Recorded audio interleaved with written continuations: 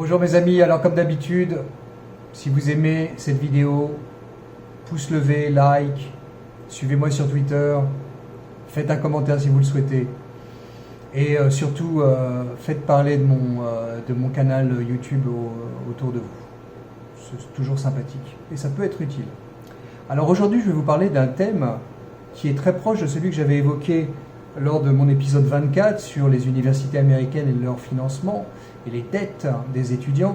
Là, je vais aborder le contenu des études parce que je suis tombé sur une petite statistique intéressante, un sondage qui a été fait auprès de 1500 ex-étudiants qui cherchaient un job récemment, et on leur a demandé si ils avaient des regrets sur leurs études. Alors bon,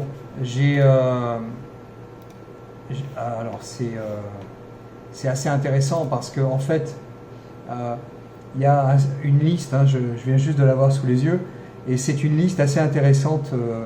Alors la première matière qui est regrettée par les étudiants, c'est journalisme, ensuite sociologie, ensuite les matières libérales, comme l'art par exemple, ou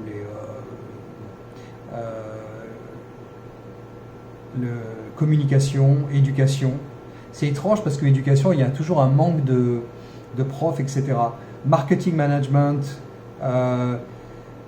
tout ce qui est assistance médicale, ça aussi c'est intéressant parce qu'il y a pourtant une grosse demande. Sciences politiques, bon ça c'est normal, on peut pas être député, on peut pas tous être députés ou sénateurs.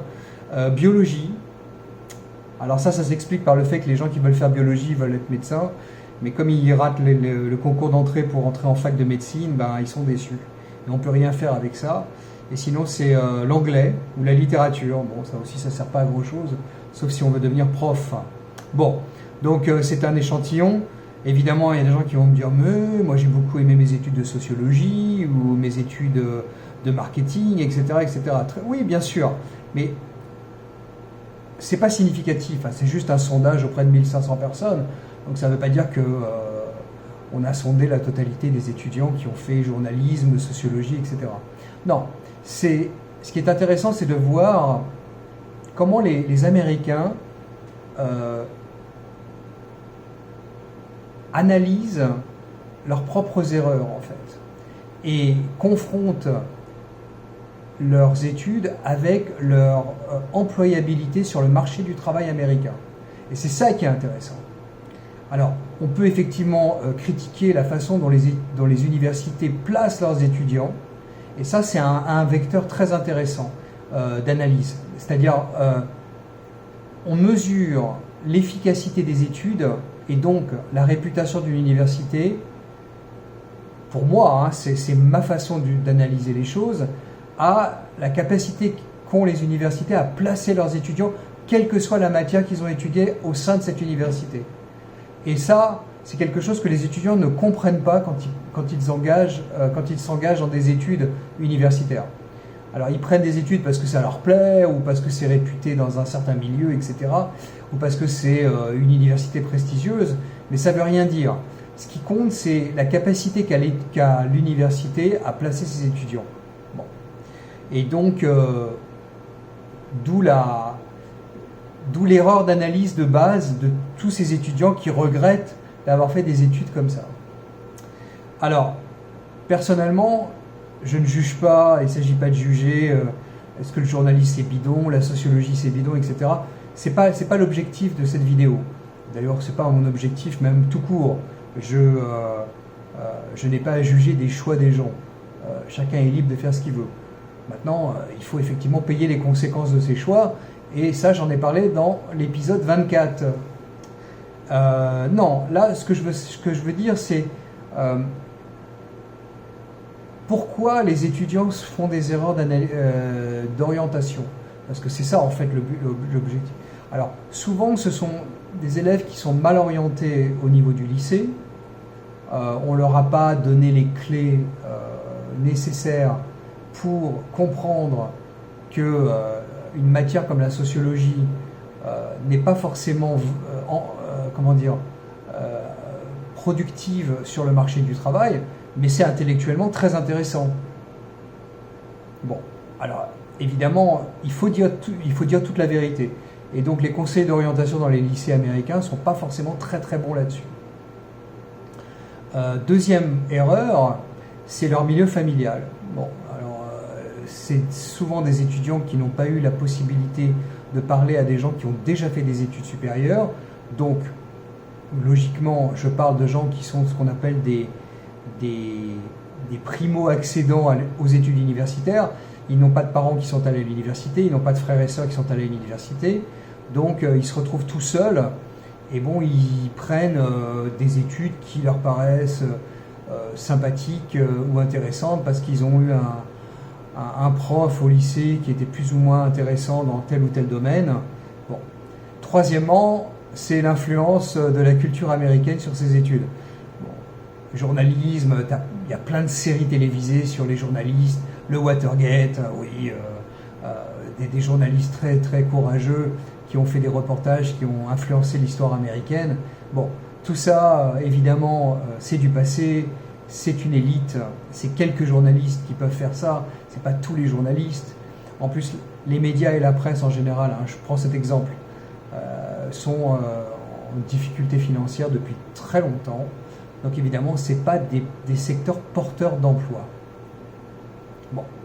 Alors vous allez me dire, ouais, mais pourquoi l'éducation, les gens regrettent alors que c'est un secteur porteur d'emploi? Bah, c'est parce que ça paye mal, ça paye très mal. Et c'est très stressant, il y a beaucoup de jobs dans les villes, mais le problème c'est que d'avoir des étudiants dans les villes américaines, c'est un enfer, il y a beaucoup de délinquance, il y a beaucoup d'agressions, on fait plus de discipline que d'éducation, donc c'est frustrant. Ah oui, mais ça c'est la réalité, hein. Bon, c'est pareil en France, donc c'est pour ça. Donc en fait on se retrouve, hein, pour résumer, on se retrouve avec une inadéquation entre l'orientation des étudiants et leur engagement dans les études universitaires qui ne sont pas adaptées d'ailleurs pour placer leurs étudiants efficacement. Voilà. Donc en fait on se retrouve avec des gens qui sont très mécontents mais qui ont des dettes. Bon, alors je ne vais pas refaire le speech sur les dettes parce que j'en ai déjà parlé encore une fois dans mon épisode 24, mais je pense que c'est intéressant de mettre le paquet sur l'orientation. Alors encore une fois, est-ce que ça va être fait? Bon, il existe aussi des consultants, des gens qu'on paye. Évidemment, c'est pas pour tout le monde, hein, il y a des gens qui n'ont pas les moyens, mais il y a des gens qu'on peut payer et qui aident les étudiants à mieux s'orienter. Donc c'est quelque chose d'assez efficace. Je pense que c'est quelque chose auquel il faut penser. Et les Américains recourent à ces consultants de façon assez systématique. Et bon, il n'y a pas de honte, hein. Il faut savoir mettre le prix là où il y a quand même un investissement. Il faut réfléchir comme ça en fait. Les études universitaires coûtant très cher aux États-Unis, on parle de, je sais pas, 50 000, on parle de 20 à 50 000 ou même 60 000 $ par an. C'est un investissement, donc autant avoir un bon consultant qui va orienter les étudiants avant de s'engager dans ces études et donc dans cet investissement. Bon, et puis en plus, ça détermine l'employabilité de l'étudiant après ses études. Donc c'est un investissement à très long terme. Donc dépenser 2 000 à 3 000 $ ou même un peu plus sur un consultant qui va vous aider à mieux orienter l'enfant vers des études supérieures qui sont efficaces, vers une université qui va être plus efficace pour placer les étudiants qu'une autre, je pense que le jeu en vaut la chandelle. Voilà, donc si vous avez apprécié cette vidéo, merci de liker, pouce levé, de commenter si vous le désirez et de me suivre sur Twitter et de faire tourner les vidéos parmi vous. À bientôt.